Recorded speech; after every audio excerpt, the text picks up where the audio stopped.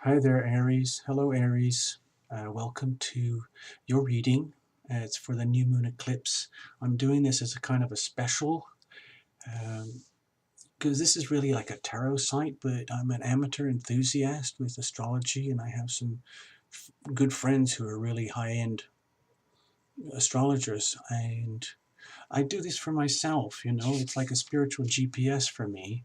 Keeps me out of trouble, helps me get through the days and the weeks and the months. Sometimes I do readings for people too, but anyway, let's get to it. This is about the eclipse coming up, okay? We have a new moon eclipse in Pisces coming up on February 26th for you, Aries, sun, moon, or rising, okay? And it's happening for you in your 12th house, and there's also a lot of energy in your first house, 7th house, 9th house, and 10th house, okay? Now, first, let me just comment on the eclipse. With the eclipse energy, it's kind of a reboot, beginning and an ending type of thing, with doors opening and doors closing, and the overall energy is evolution, okay, and no going back. So as we move through time, you can be here, and you move into the eclipse, and you're here. This door opens and then it closes, and when you're here, you can't go back. So while you're in this holding space, the next door opens simultaneously, and it allows you to move forward to here, but then the door closes and you can't go back. So you have to keep going this way. And so evolution is forced upon us. Don't fight it. Just go with the flow, okay? Now about Pisces and the whole Neptune energy thing, I'll just show you here, okay? Neptune is in its own home with you, Aries. So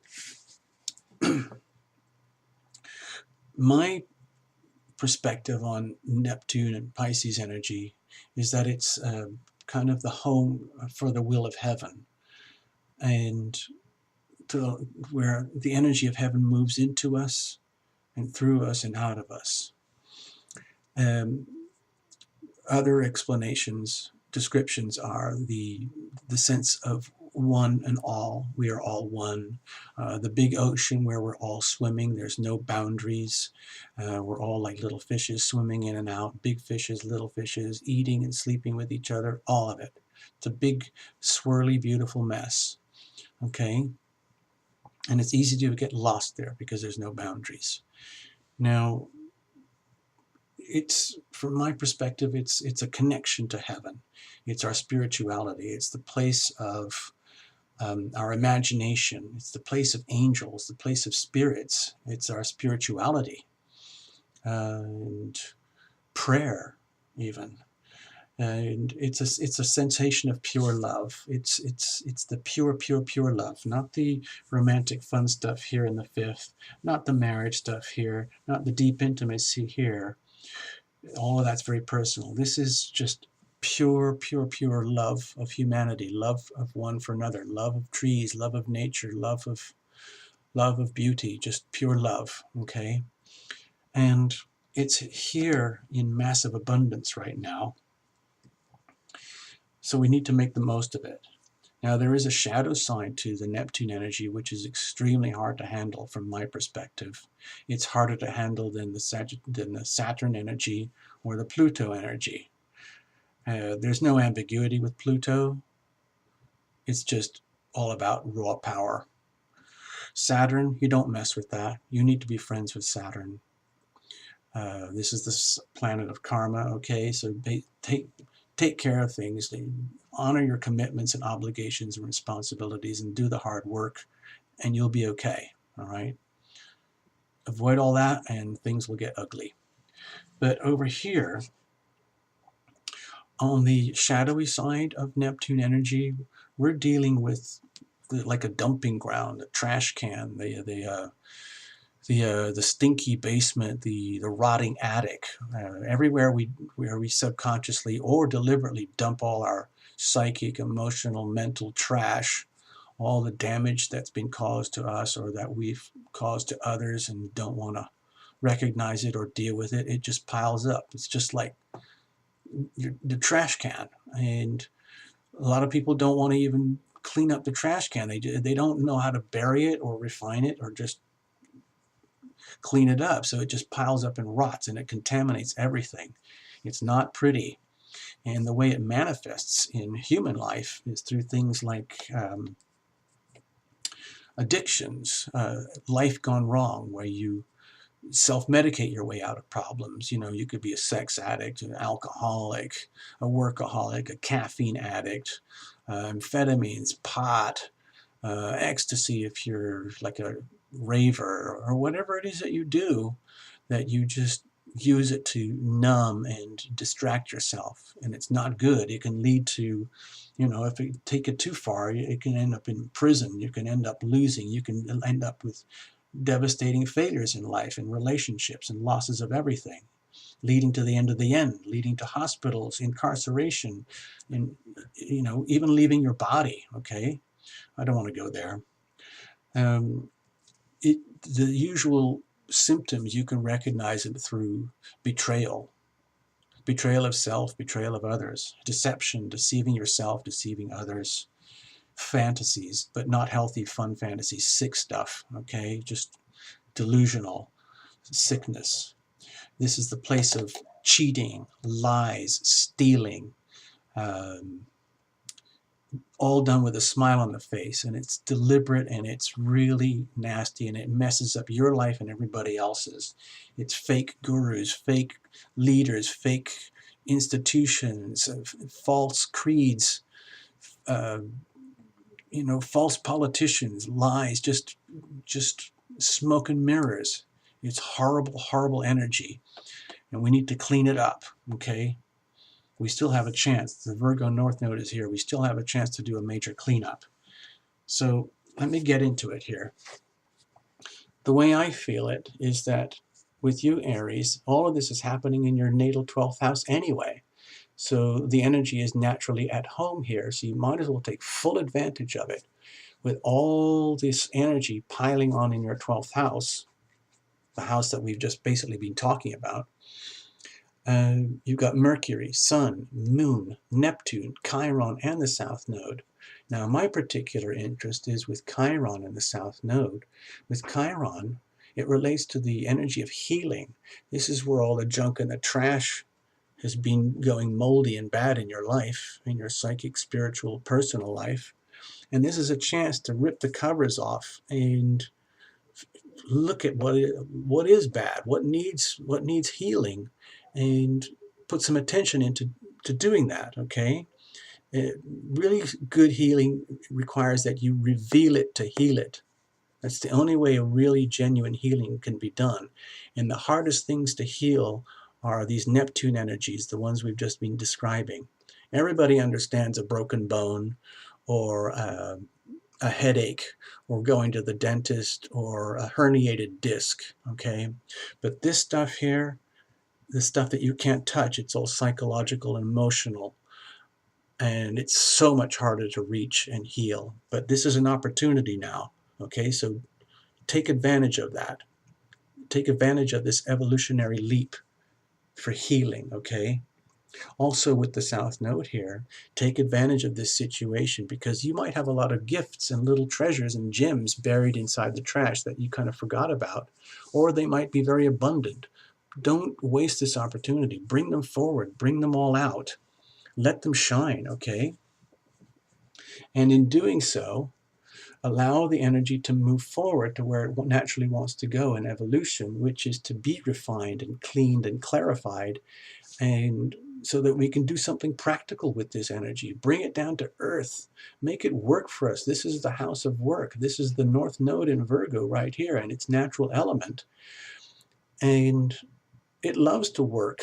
It loves to clean things up and refine things and make life better for everybody. This is the house of service. This is your day job. This is just work and chores, doing the laundry, painting the fence, putting air in your tires, all of that stuff. Just do it properly and efficiently in a nice orderly way so that life works better, okay? And that's the bulk of the eclipse, but there's all this other energy here too, and I just want to address that for you. Can you see this big red triangle?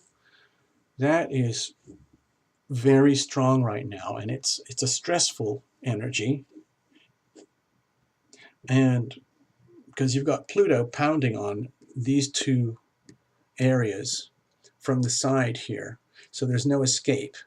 Now, over here, with this energy, uh, all these planets are in their natural placements here. Well, they're in your natal houses, okay? So you've got Jupiter in Libra in the 7th house. So immediately we're already talking about relationships, okay? And because it's a polarity, we're doubling up the energy of relationships. And because you've got all these planets here in the 1st house about you, and you, look what happens. You get a huge opposition, which brings to light the disparities in your relationships.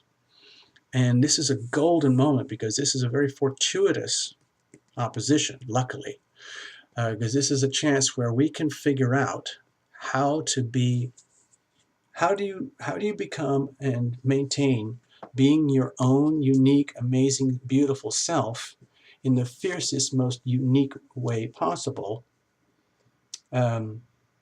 because Uranus is here, which is the planet of awakening and uniqueness. How do you do that? How do you be that person while at the same time honoring your most significant and important relationships? In other words, allowing them to be themselves and giving yourself permission to be you simultaneously. How do you do that?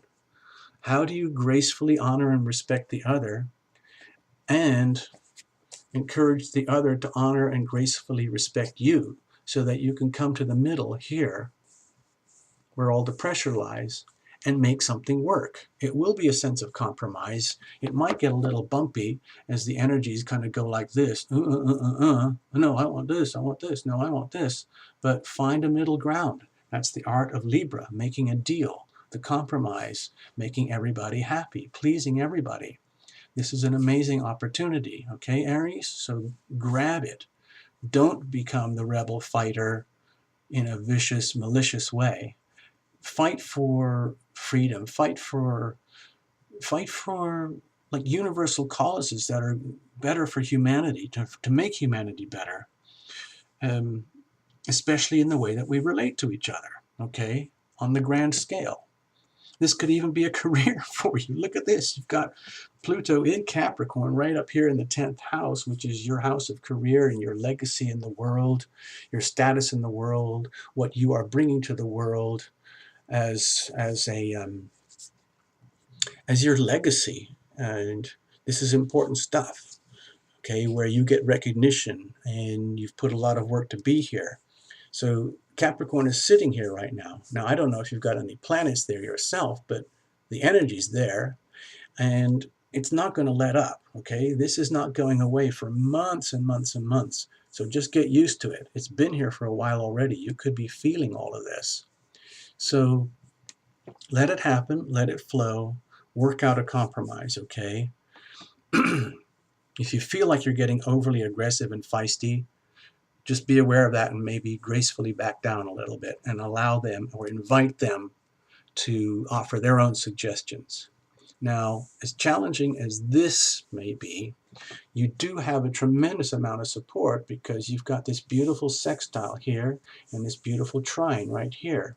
So Saturn, the planet of manifestation and reality, is bringing in the energy of reality, materialization, into the work that you're already doing to try and figure out these compromises, these deals, and how to make it happen for both sides. So take advantage of this support. It's really, really beautiful. And so don't waste it, okay? Saturn, just to general stuff, Jupiter is in Libra, expanding your whole awareness and experience of relationships. Take advantage of that. Saturn is up here in Sagittarius in your 9th house. So Saturn is bringing manifestation into your wisdom. You are seeking and finding wisdom. So with that wisdom and higher knowledge that you discover, bring it in here. Bring it in here. Do something useful with it to make this stuff happen so that we can have a better place in this world, especially if you're a leader of some kind, or if you're in charge of something, or you're the boss of something. There's a lot of responsibility on you.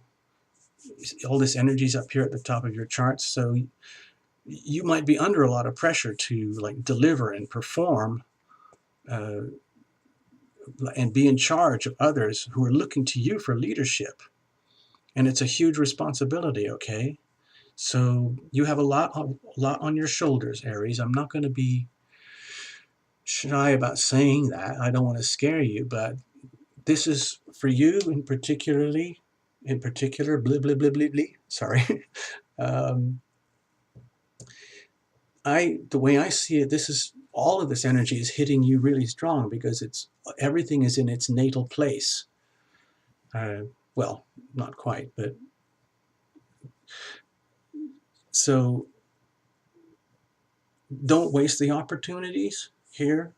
I hope everything that I said makes sense about this part of the eclipse. This is really, really important. This is very long term. It's going to go on for 3 or 4 or 5 months or something like that as this energy unfolds. It isn't just going to happen over a few days, okay? Again, with these energies here, this is long term. This is going to go on for a good chunk of this year. Make the most of it, please, dear Aries. Allow it all to flow. Surrender, let go, and let God let this happen. Surrender and let it happen, okay? This is going to require work. This is going to help you get through the work, okay? I hope this made sense, Aries. I hope you can do something useful with this. I hope you can see it clearly enough to reinterpret for yourself if you're into astrology and things like that. I'll just let it sit here for a few moments and you can look at it and maybe make your own evaluations, okay? And then we are done, all right?